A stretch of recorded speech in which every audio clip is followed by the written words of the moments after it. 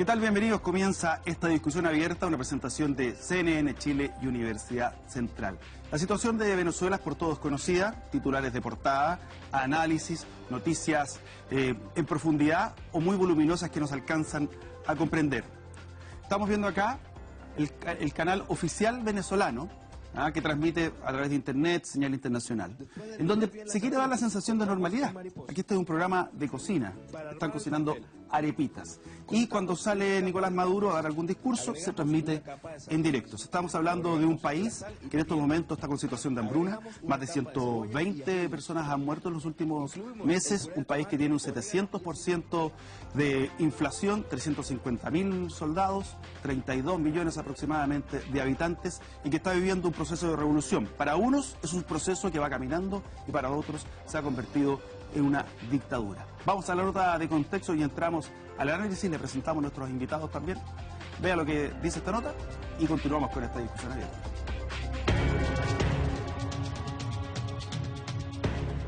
Poco queda del sueño tras la revolución bolivariana en Venezuela impulsada por Hugo Chávez, que prometía cerrar la brecha social.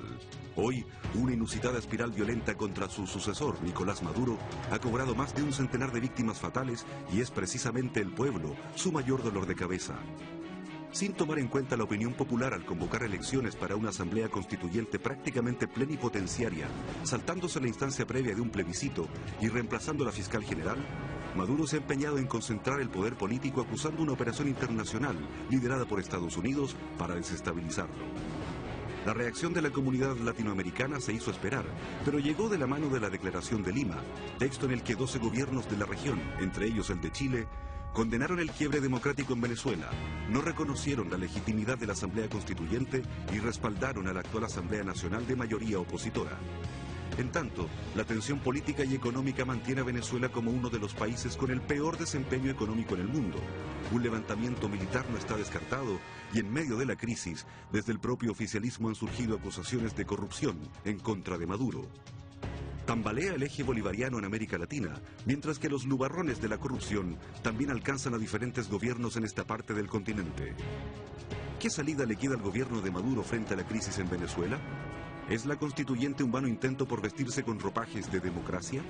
¿Qué efectos tendrá esta crisis en los países de la región? ¿Son los escándalos de corrupción la mayor amenaza para las democracias en Latinoamérica?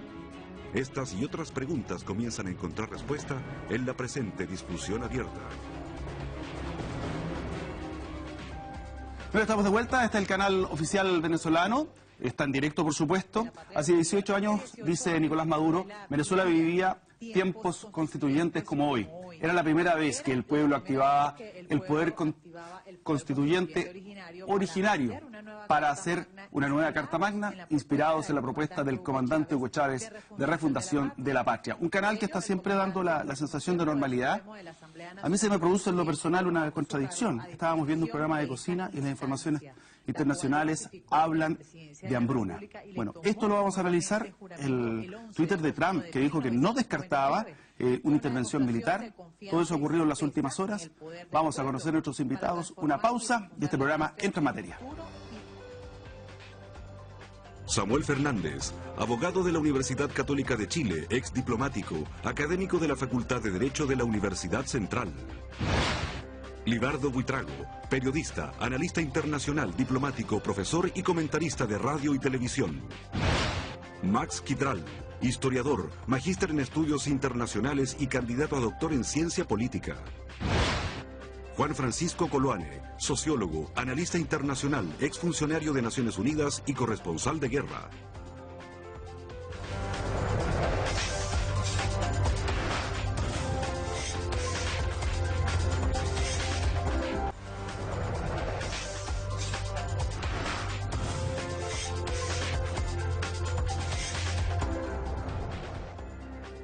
Bien, estamos de vuelta, estoy observando la televisión oficial venezolana, sorprendido aquí, se llama injerencia, y la palabra, el final dice injerencia, sale con las siglas de la CIA. Saludamos a nuestro panel. ¿Cómo llega Venezuela a esta crisis? Porque esto no es que un día se levantó el comandante Chávez y dijo, ¿sabes qué? Voy a pegar un golpe de Estado. Algo estaba pasando, niveles de desigualdad, corrupción, ¿qué más? Venezuela tiene una larga historia muy complicada. ¿Por qué?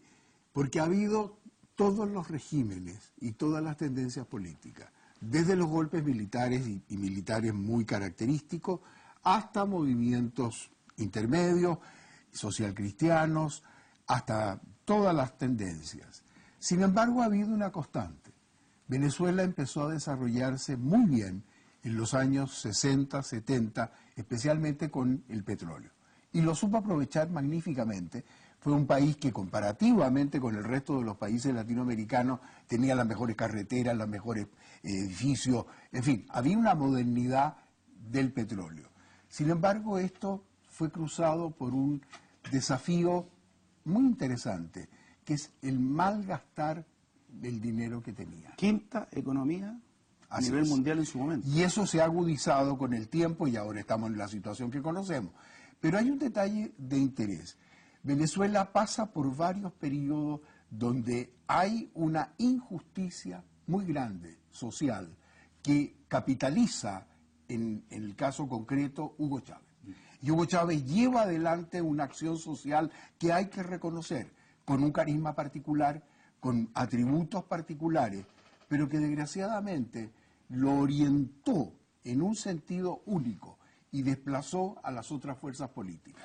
Entonces, todo este fenómeno no es más que una consecuencia de un largo periodo atravesado por corrupción y una serie de otros problemas que hoy día se han hecho evidentes. Juan Francisco, en este caso tenemos un Nicolás Maduro que desde acá, desde una persona que es lega en la materia, dice no tiene el talento que tenía Chávez, ni comunicacional, ni político, y eso ha sido parte de la crisis, o si se hubiera quedado Chávez estaríamos más o menos en las mismas condiciones. Pregunta compleja porque, tomando lo del profesor Fernández, hay dos etapas aquí. Una etapa de mucha prosperidad, cuando toma el poder Chávez, 17 años atrás. Él toma efectivamente un país en convulsión social y con muchos errores cometidos incluso en el mejor gobierno que tuvieron fue el de Carlos Andrés Pérez. Nacionaliza los petróleos y realmente pone a Venezuela en el marco económico mundial. Eso se desploma por una mala administración, concretamente. Chávez toma el poder, reagita la economía, reincorpora a Venezuela en el ámbito mundial en varios aspectos, político, internacional y le abre, un poco como el fenómeno de la concertación en Chile, pero desde otro ángulo. También le pone el sello de generar una tesis de movimiento alternativo al neoliberalismo, término que a mí no me gusta usar, entonces el ajuste estructural permanente. Y Venezuela de alguna manera sigue las líneas neoliberales de alguna forma al comienzo, pero transforma el país con una constitución bolivariana y eso significa que empieza de alguna manera una tendencia hacia la distribución de la riqueza y el gran error es que no formula una estrategia de desarrollo en términos de hacer a Venezuela un país menos dependiente en lo manufacturero y en lo alimenticio. Es un país riquísimo. Entonces, toda esa riqueza del petróleo no se traduce en una estrategia de desarrollo distinta.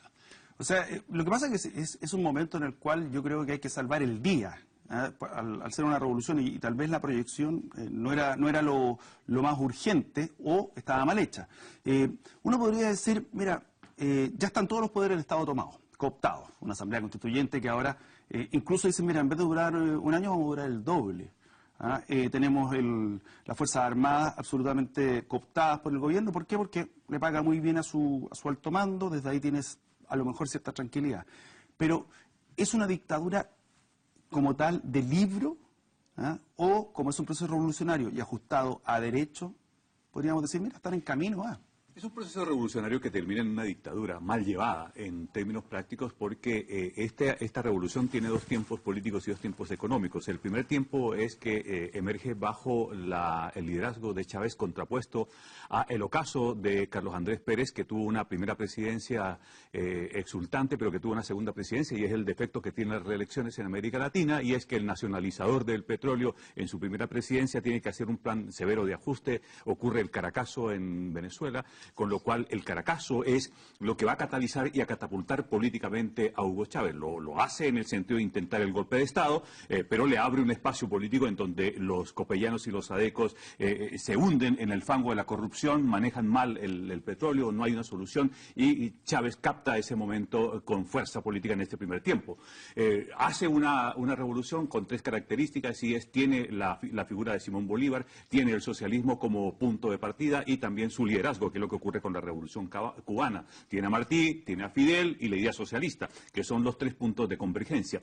Pero lo que pasa es que esta revolución se va a encontrar con la muerte temprana de Chávez y con la caída, que es la segunda etapa de la revolución, con la caída del precio internacional del petróleo. Entonces, se unen dos puntos y emerge un liderazgo que no tiene ni la capacidad, ni la destreza, ni las habilidades, ni la visión del momento que vive, que es Maduro. Estoy seguro que Chávez hubiera sorteado esto y quizás hubiera salido, como lo hizo en su momento, a pedirle que lo revocaran y quizás lo hubiera ganado. Entonces, la revolución venezolana llega a un punto en el cual estamos hoy, es que transita, porque como no hay liderazgo, no hay conducción, y ese liderazgo es precario respecto a resolver los problemas de la seguridad, de la economía, de la pobreza, de los servicios básicos, entonces ese liderazgo colapsa, y cuando hay un liderazgo que colapsa en un proceso revolucionario, lo que hace es recurrir a esta figura de la Asamblea Constituyente para avanzar a un siguiente paso, que es la toma absoluta de los poderes, que es el colapso completo de la revolución. Son constantes borrones y cuenta nueva. Son constantes borrones y cuenta nueva. En ese aspecto, ¿tú crees que es una revolución fracasada o está en tránsito, como de alguna manera nos dice Libardo?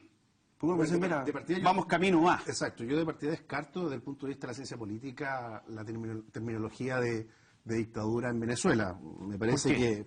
Porque no hay elementos que indicarían desde el punto de vista de lo que ha planteado Lins, Barrington Moore, Germani, por ejemplo, con respecto a las dictaduras latinoamericanas. Lo que sí hay una crisis en la democracia. Pero dime una cosa. A mí me parece que también es importante instalar también conceptualmente ese debate. Pero sí, mira, no hay libertad de expresión. Hay libertad de expresión. Pero espérate un poco. Tal vez no como uno esperaría. Claro, no hay libertad pero ya no hay libertad de expresión como tal. Bueno, pero hay. Radios repartidas en su momento, nacionalizadas a diferentes grupos a favor. Tienes todos los poderes intervenidos por Chávez. Tienes atropello a los derechos humanos. Hay tortura, muerte evidente. ¿Qué es lo que no la hace dictadura? Lo que pasa es que, violación de los derechos humanos habría que establecerlo claramente. Ahora, si nos vamos directamente a los 124 muertos, el 70-80% de los muertos corresponden a miembros y militantes y cercanos al chavismo.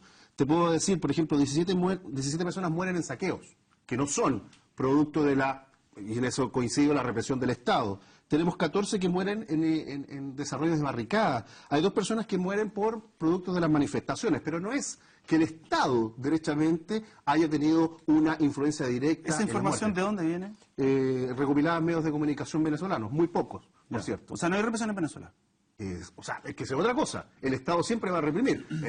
Ha ocurrido en Chile, ocurre en la Argentina, ocurre en todos lados. El Estado siempre va a tener el uso de la fuerza. Lo que pasa es que, para mí, sinceramente, desde el punto de vista de la tipología de las dictaduras, no tenemos una dictadura en Venezuela. Lo que sí, hay una democracia en crisis. Y eso me parece que hay que dejarlo claro. ¿Pero es lo claro. formal o es la práctica lo que no la constituye? Ambas. Porque, claro, tú dices la cooptación. La cooptación fue un elemento muy importante en Chile desde los 90 hasta hace muy poco. Los poderes, algunos sectores, los movimientos sociales fueron cooptados por la concertación. Es una estrategia de la política. Lo que pasa que ahora nos encontramos con las Fuerzas Armadas que están del lado de un proceso revolucionario como es el de Chávez. Históricamente, en los 70 no pasaba eso. Las Fuerzas Armadas siempre se colocaban del lado de aquellas potencias injerencistas que de alguna manera buscan desestabilizar la región. Entonces estamos frente a un proceso distinto. Ahora, la salida de la constituyente está consagrada en la Constitución bolivariana. No es que esté al margen de la institucionalidad. Entonces, yo creo que aquí lo que sí me parece que hay antecedentes y quedan confirmados con las expresiones de Donald Trump a través de su cuenta de Twitter, es que hay una intención de Estados Unidos, una vez más en la historia política latinoamericana, de interferir en las democracias que estamos observando y analizando actualmente. A propósito de libertad de expresión, tenemos desde Venezuela a Lisbeth Becambra, quien es secretaria general del Colegio Nacional de Periodistas de la seccional Caracas. Lisbeth, muchas gracias por estar con nosotros, este contacto internacional al que ha accedido. Y recién estábamos discutiendo acerca de libertad de expresión. ¿Hay libertad de expresión en Venezuela?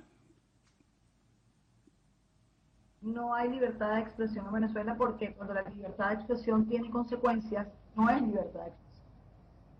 Y en Venezuela la libertad de expresión tiene consecuencias. Cuando tú dices algo, opinas, inclusive en el ámbito informativo, desde el periodismo, pues tenemos consecuencias, y eso significa que nosotros no tenemos una libertad de expresión plena. No hay. Hay un libertinaje de expresión, en donde puedes escuchar dimes y diretes de un lado y del otro, pero van a tener consecuencias legales. Ahora, en el día a día, nosotros vemos la consecuencia, eventualmente, no estamos allá, de la ausencia de información, pero en el día a día, el profesional, el periodista, ¿cómo la sufre o no la sufre? Tenemos el caso de Claudio Jattar, que es un chileno que fue acusado de diversas cosas, todavía se encuentra encarcelado, es lo más cercano que tenemos como que testimonio, pero por ejemplo en el caso tuyo, de tus colegas, de tus pares, de tus amigos, ¿cómo la están viviendo esta situación del día a día? Bueno, mira, en Venezuela se ejerce un periodismo de guerra en aparente paz, lo cual es una ironía muy grande, porque tenemos una ley de ejercicio del periodismo en Venezuela, y es la única ley en el mundo que exige que en un país que se nos respete, que se nos deje trabajar. Tenemos incluso una sanción del Tribunal Supremo de Justicia, de la Corte, que dice que no pueden tocar a los periodistas y los tienen que dejar trabajar. Y es mentira, lo vemos en la retaliación del día de ayer contra Televen y Globovisión, por el gobierno pensar que no hay una cobertura suficientemente grande con respecto a las elecciones del día que escogieron a la fatal e ilegítima constituyente, ¿no? Y entonces se toman este tipo de prerrogativas. Además de eso, hay una ley que se llama la ley Resorten, la ley de transmisiones de radio y televisión de servicio público, que te dice que no puedes hacer prácticamente nada. O sea, ella dice que queda suscito a la audiencia, a lo que la audiencia perciba. Imagínate esta gravedad. Si a la audiencia no le gustó, como tú hablaste, te pueden denunciar, y por ello puedes tener sanciones legales. Ha sido muy difícil, pero el Colegio Nacional de Periodistas, tanto como el Sindicato Nacional de Trabajadores de la Prensa, la Asociación Expresión Libre, la Asociación Espacio Público, hemos estado luchando francamente para que se pueda ejercer el periodismo y que se garantice la ley.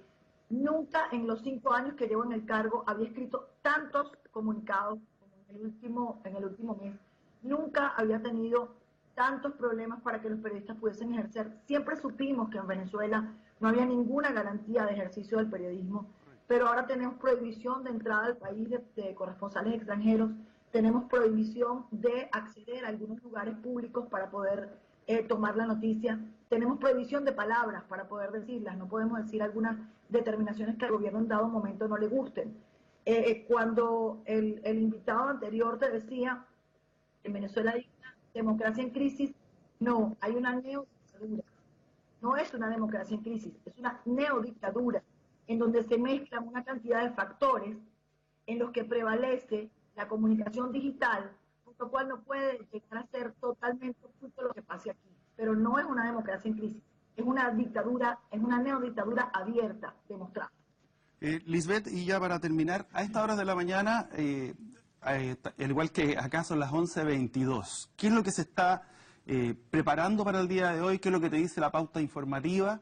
¿Y cómo está percibiendo el ciudadano venezolano lo que está ocurriendo?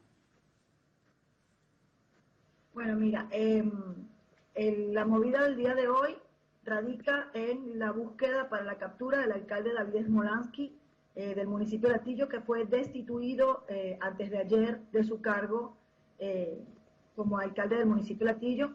También tenemos el día de hoy la marcha que organiza la oposición en favor del alcalde Ramón Muchacho del municipio de Chacao y el alcalde David Smolansky. Y evidentemente el desabastecimiento es una noticia muy grande. En Venezuela llegar a hacer compras puede ser una cosa milagrosa, entonces siempre los periodistas están en torno a esta escasez. Hoy va a sesionar la Asamblea Nacional Constituyente en el Palacio Federal Legislativo para hablar de las amenazas que ayer, según ellos, hizo el presidente Trump de los Estados Unidos con respecto a una posible acción militar contra Venezuela si la situación sigue como está hasta el día de hoy, en donde la Asamblea Nacional Constituyente puede ser ilegítimamente instalado por la forma, pues ha decidido no permitir la participación de mucha gente en las regionales, inhabilitó otra cantidad de gente y está decidiendo adelantar las elecciones. Además, destituyó a uno de los rectores del Consejo Nacional Electoral, lo cual es absolutamente ilegal. Te puedo decir para finalizar que en Venezuela el periodismo se ejerce de pie, porque las verdades no se pueden decir de rodillas. Y también tengo que decirte que estamos muy agradecidos de Chile por la receptividad que para con nosotros han tenido. De verdad, desde acá, nuestra solidaridad y nuestro agradecimiento para ustedes, hermanos chilenos, porque están con nosotros y eso para nosotros es muy importante. Muchas gracias, Lisbeth, por el contacto. Nosotros muy contentos de tener un pequeño canal de libertad de expresión que llegue hacia nuestro país. Nuestra Casa de Estudio, la Universidad Central, te extiende una invitación para poder conocer de primera mano tu impresión en el ejercicio del periodismo. Muchas gracias por este contacto, por haberte tomado la molestia, y estamos hablando de una autoridad dentro del periodismo de allá de Venezuela. Muchas gracias. Muchísimas gracias. Dios los bendiga. Muchas gracias. Aquí teníamos una versión, en este caso de Lisbeth. Vamos a ver qué es lo que está transmitiendo ahora el canal oficial venezolano, que esto corresponde a un documental que significa Venezuela Heroica. Y aquí estamos viendo algunos detalles con esta, diríamos, con esta propaganda que nos habla de lo que está ocurriendo en el día a día con una sensación de normalidad. Y ahí vienen las críticas al encapuchado. Pausa, ya estamos de vuelta y seguimos analizando lo que escuchamos.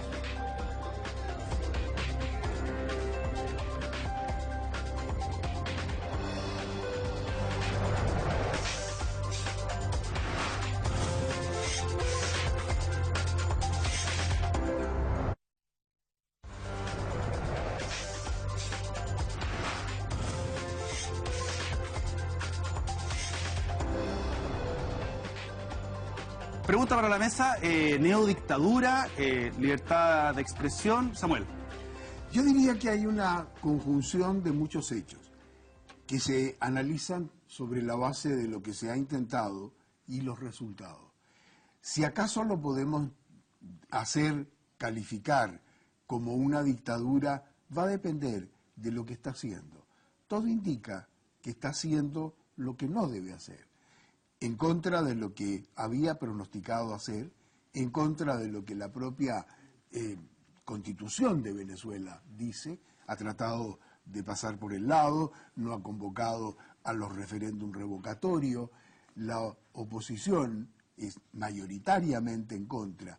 Vale decir, se han ido acumulando una serie de hechos dentro de una crisis económica, social, de seguridad, etcétera, etcétera, corrupción.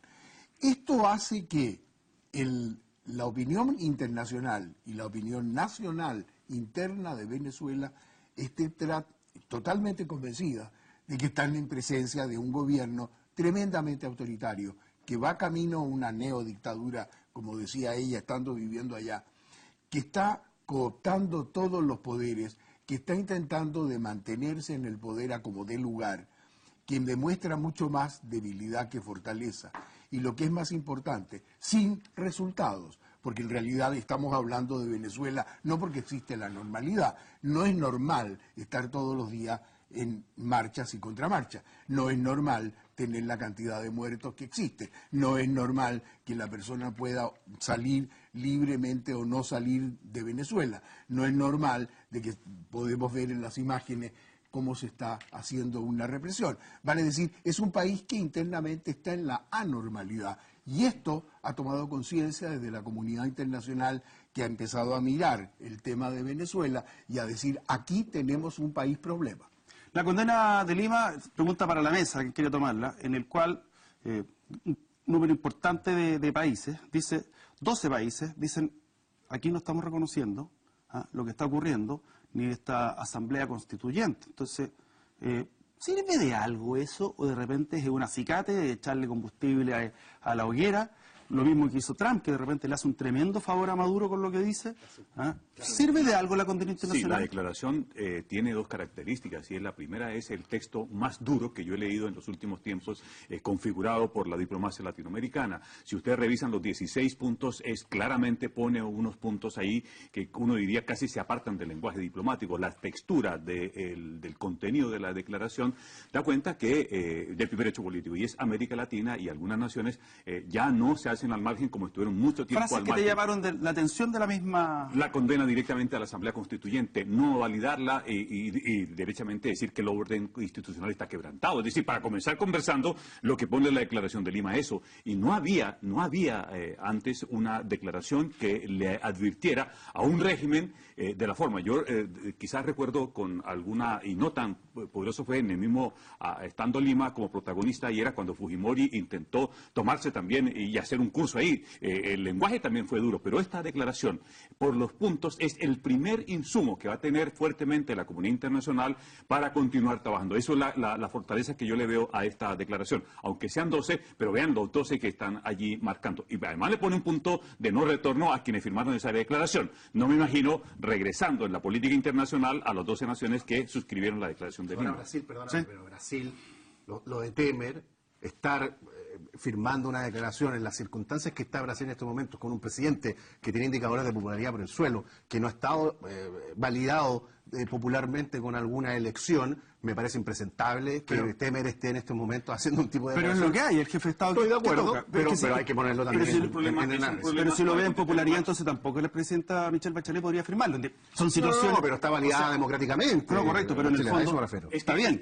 Pero no creo que argumento en la popularidad. Un dolor sobre la mesa que es muy duro, y es el dolor de que Brasil esté firmando esta declaración. No, pero del punto de vista de la legitimidad, a ti que te gusta tener los autores, Weber le da absolutamente la razón a Temer para que allí firme esa declaración. Claro. O sea, en el fondo no me ayuda usted, compadre, podría decir Nicolás Maduro. A mí me parece, yo discrepo radicalmente de lo que dice Libardo. Es decir, considero que se aceleraron en la declaración los 17 ministros de Relaciones Exteriores de los 7 países. Considero que es aumentar la violencia, es exacerbar la contradicción y la polarización. Lo mismo de Trump, exacerba, pero por otra parte también colabora a que no se sientan solos. Yo creo que es injerencia directa. Sí. En el caso de Trump. O la declaración. Sí, no, es un error. Pero cuando lo apoyan los países del ALBA, ¿no hay injerencia? O sea, de acuerdo a cómo opinen... No es injerencia porque es un apoyo a que a los venezolanos resuelvan el tema. Mira, lo que está sucediendo con Venezuela, y yo sé que CNN no se ha hecho parte, ni tampoco los canales chilenos han sido bastante más moderados en ese sentido, pero la prensa en general ha sido, y voy a usar el término pornográfico, es decir, han tratado a Venezuela, han tratado al problema venezolano en forma demasiado estructurada en términos del escándalo, en términos de la muerte. ¿Sensacionalista?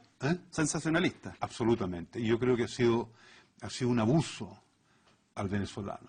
Yo, venezolano, me sentiría molesto y creo que el venezolano opositor ha contribuido a eso. Creo que también, de alguna forma, yo estoy un poco con el colega acá en el sentido de que no se ha completado el análisis respecto a la situación de Venezuela. En primer lugar, en el Pentágono hay una banderita roja, eterna, que dice Venezuela, zona de puente estratégico en la región. ¿Por qué? Porque hay otros países que lo ocupan de... Exacto. No, y hay Es un enclave, también. es un enclave estratégico por el petróleo. Y otros recursos, Eso además. cambia radicalmente el enfoque. Por eso que los cancilleres tienen que hacerlo por razones internas, demagógicas y de política interna. Es decir, lo voy a decir directamente acá, si me permiten. Por favor. Creo que la Cancillería chilena ha actuado con populismo de interés electoral local. Yo creo que se han acelerado en acoger gente en las embajadas, en la embajada, y lo más importante, que desconoce que hay un plan de derrocamiento en Venezuela, desde el día 1. Claro. Ahora, por ejemplo, el caso de Navarro, es el senador Navarro, que fundó el MAS, ahora está solo dice, mira, si Maduro me llamara, yo sería un soldado más. ¿Qué nos está diciendo eso? Y también, ¿cuál es el rol de la presión internacional, que yo no sé si le afecta tanto a Maduro, e incluso el rol de Chile? Yo diría que hay una posición más allá de lo ideológico, que por supuesto cabe, pero aquí se tienen dos posturas. una postura objetiva que analiza los hechos que han sucedido y vienen sucediendo y se han ido deteriorando en Venezuela, objetivos, y que naturalmente hay un intervencionismo, si se quiere, pero ¿quién interviene más? ¿Cuántas veces hemos recibido todos los epítetos y todos los comentarios del régimen de Maduro? No solo Chile, el país que pase por delante. También tenemos que ver que este intervencionismo, desde el punto de vista del derecho, no es tal, porque los organismos internacionales están opinando permanentemente sobre lo que sucede en el mundo y sobre lo que sucede en otros países. De manera que cualquier información que llega se analiza y cualquier cosa que sucede se analiza desde el punto de vista político y se toma una decisión. Si no, estaríamos en un contrasentido, vale decir, Naciones Unidas y todos los organismos internacionales no podrían opinar sobre lo que está pasando en el mundo. Es un absurdo.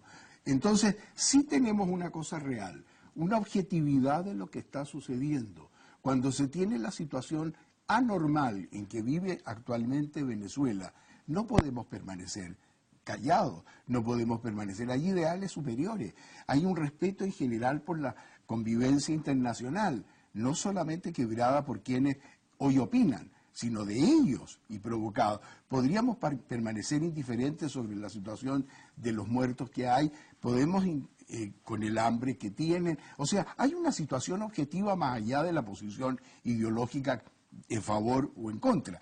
Aquí estamos frente a un problema y no hay intervencionismo, y los países latinoamericanos están en este momento devolviendo la mano de lo que durante muchas décadas recibió de parte de Venezuela, de Maduro, de Chávez primero, de otros. O sea, se perdió el tabú de opinar solo respecto de un sector y ahora se puede opinar de todos los sectores. Ahora, digo una cosa a propósito de intervención, opinión, apoyo, rol.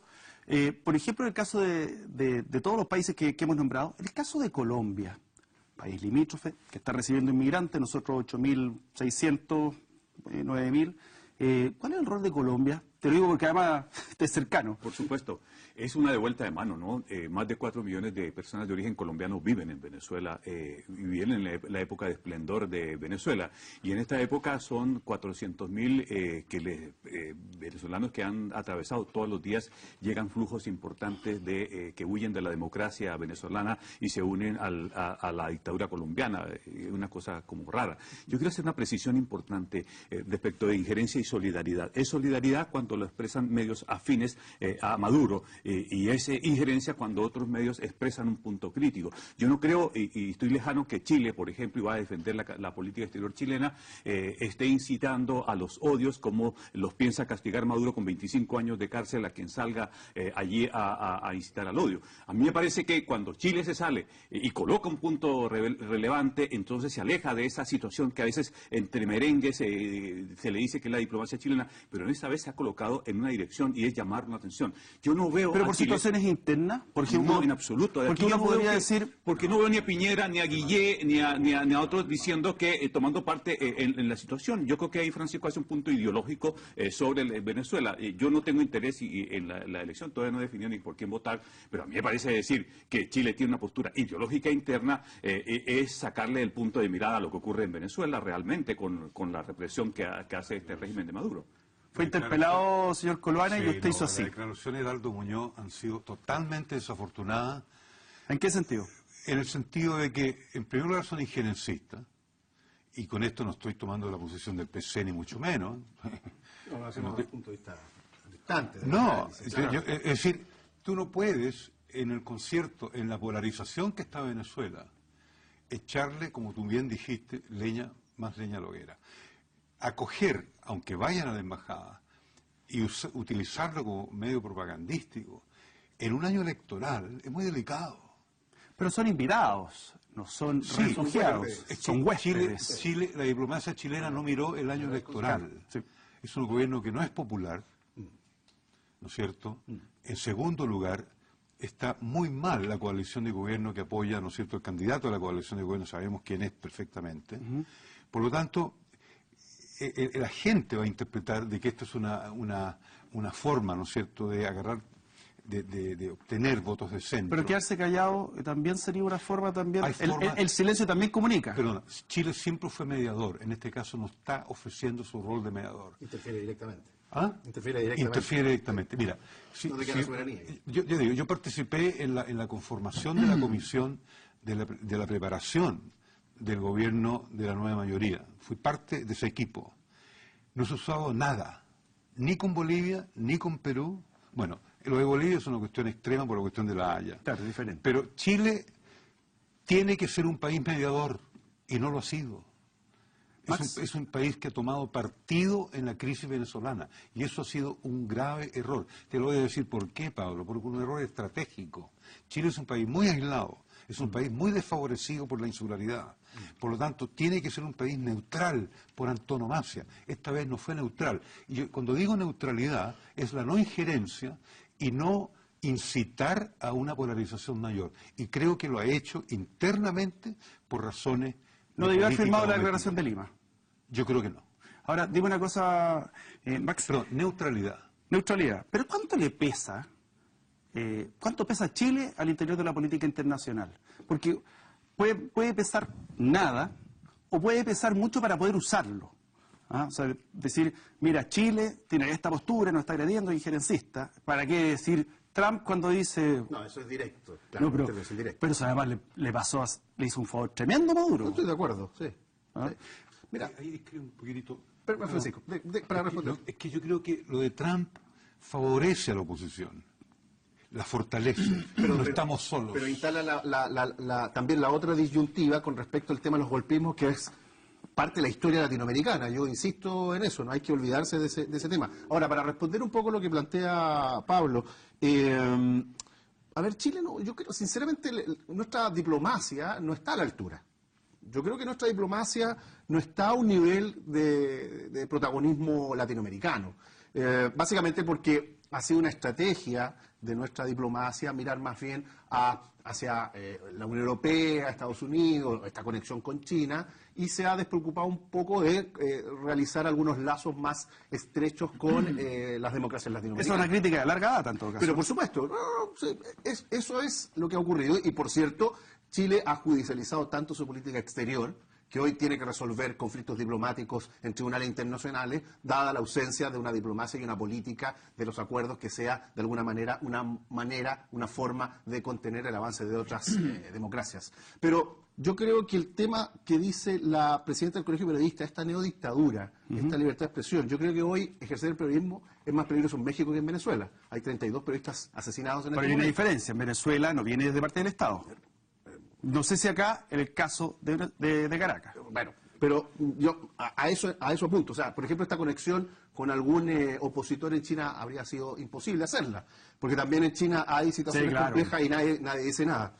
Pero creo yo, y comparto con Francisco, el tema de la declaración de los cancilleres, hay que verlo también en su ponderación. A mí me parece que finalmente se está alineando con esta posición norteamericana, cuando Trump dice, bueno, creo que no hay que descartar la intervención militar, no solo le ayuda a la posición a la posición de la oposición, pero también instala que efectivamente hay intereses internacionales en lograr que el quiebre democrático se produzca pronto en Venezuela. Tengo que ir a la tanda, les hago una pregunta. ¿Se descarta un golpe militar? ¿Es difícil que se produzca? Y después, ¿qué destino tiene esto? Ahí lo estoy pidiendo que saquen la bola de cristal, pero como analistas algo pudiesen proyectar. Pausa, ya estamos de vuelta. Esta discusión abierta continúa.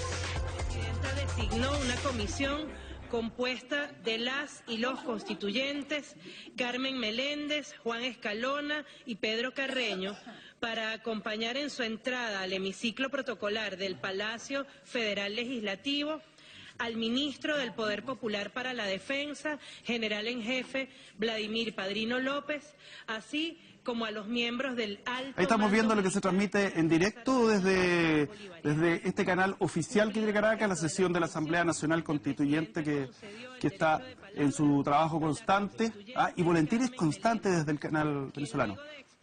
Esto siempre está respaldando en la gestión de Maduro, y en este caso están respaldando a Nicolás Maduro ante la amenaza de Donald Trump. Antes de entrar en la pregunta que le hice el golpe militar, me quedó algo en el tintero. ¿Tenemos una política exterior torpe?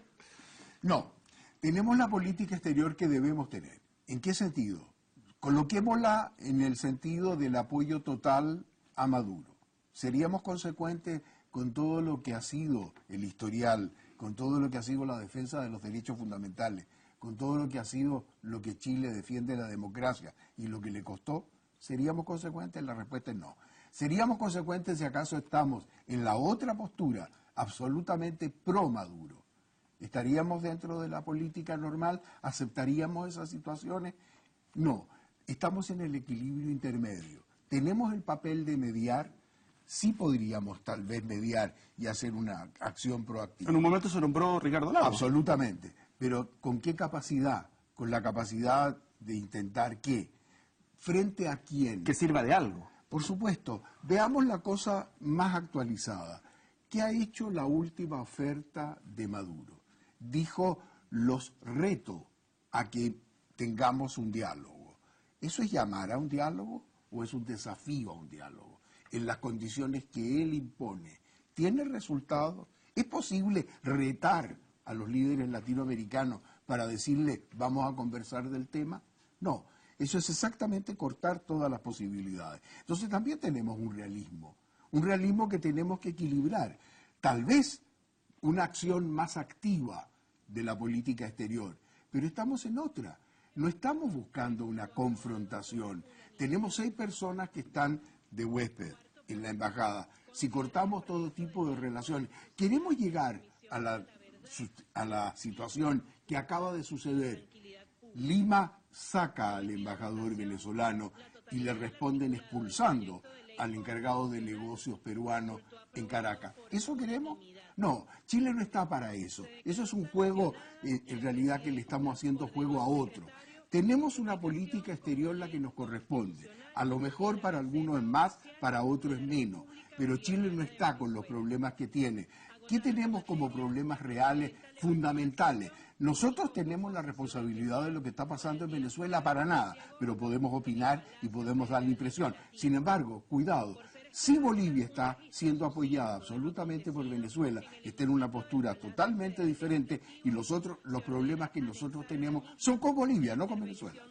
Golpe de Estado, posibilidad desde el ejército. Sería imaginar algo imposible, porque por ahora el control está haciendo de tal manera que no cabe. Ya vimos el intento de este pobre capitán que ha tratado de hacer, y la mujer que la hace unos minutos entrevistaba. atrás, ¿no? Está detenido este capitán. Está detenido, la mujer no sabe mayormente, le dicen que está en la cárcel, el otro le dice que no, que está en servicio de seguridad. O sea, entendamos, cuando no hay la transparencia de lo que le está pasando a la gente opositora, con o sin razón, ¿estamos en presencia de un Estado normal? ¿Estamos en presencia de unas instituciones que funcionan? ¿O estamos en una situación excepcional? Que es la que yo veo allá. Es imposible.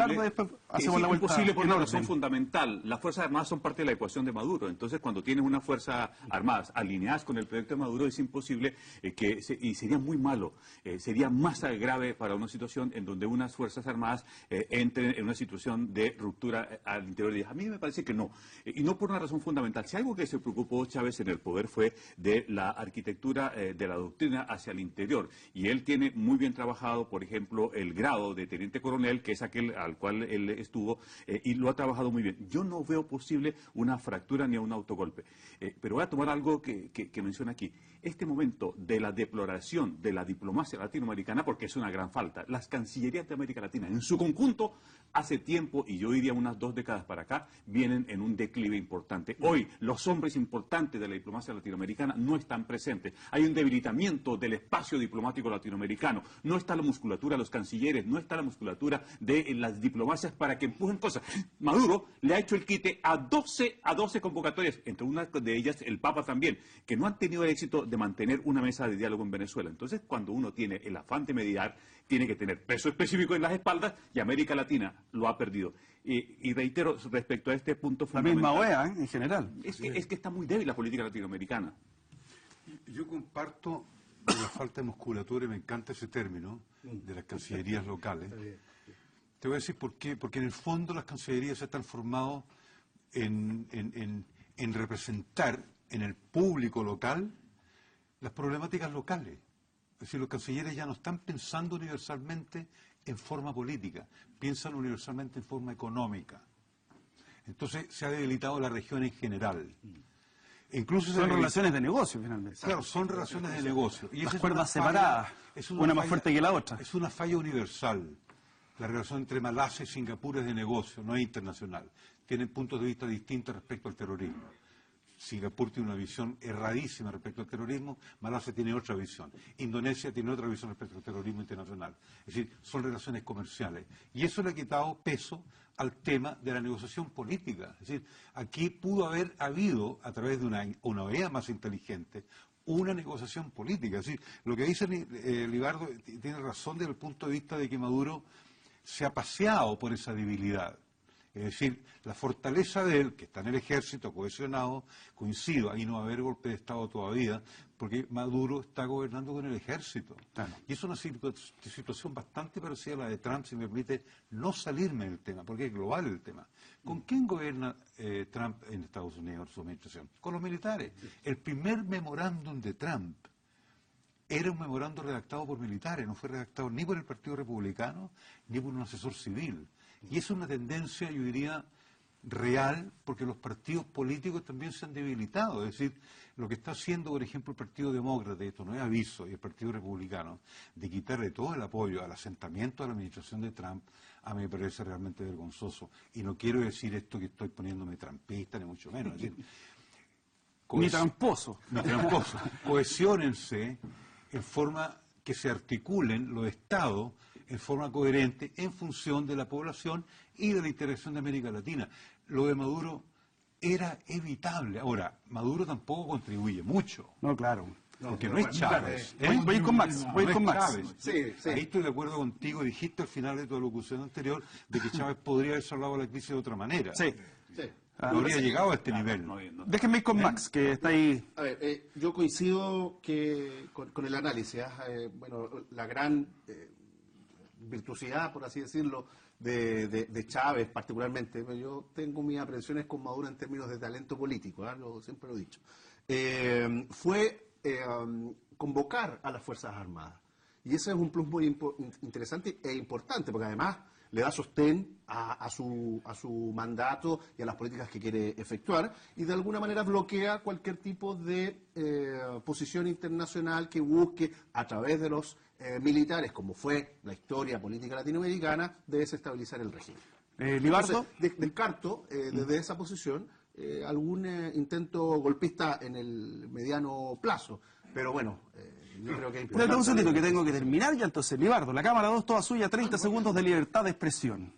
Hay momentos en que el espacio y la demencia se hacen cortos. Estamos en ese punto. Aún hay posibilidad para que no se llegue a un punto de no retorno con una crisis mayor para Venezuela. Es el momento en donde reaparezcan los talentos políticos y diplomáticos de una América Latina que no puede dejar a una Venezuela para que se vaya al despeñadero. Los estoy llamando a todos para que intervengan en favor de Venezuela. Francisco, aquí está la Cámara, 30 segundos para la libertad de expresión. Yo siempre he pensado que aquí hay un plan de derrocamiento. No voy a decir cuál es el origen, que es una conjunción de intereses transnacionales, locales, para desmontar un gobierno. Max, ahí está la Cámara, toda tuya. Yo creo que la oposición venezolana tiene que replantearse en los mecanismos utilizados para desestabilizar el gobierno. Me parece que las posiciones de sedición no son buenas para la región, y entrar en un proceso democrático y participar de elecciones me parece que es el mecanismo que tiene que buscar Venezuela para lograr la estabilidad democrática. Ahí está la Cámara, toda suya, don Samuel. Yo creo que tenemos que tener una visión muy particular respecto de Venezuela. Venezuela es un caso que está siendo cada día más complicado, no solo internamente para los venezolanos, sino que pasa a ser un problema para todo el mundo. Y sobre la base de algo muy objetivo, un fracaso.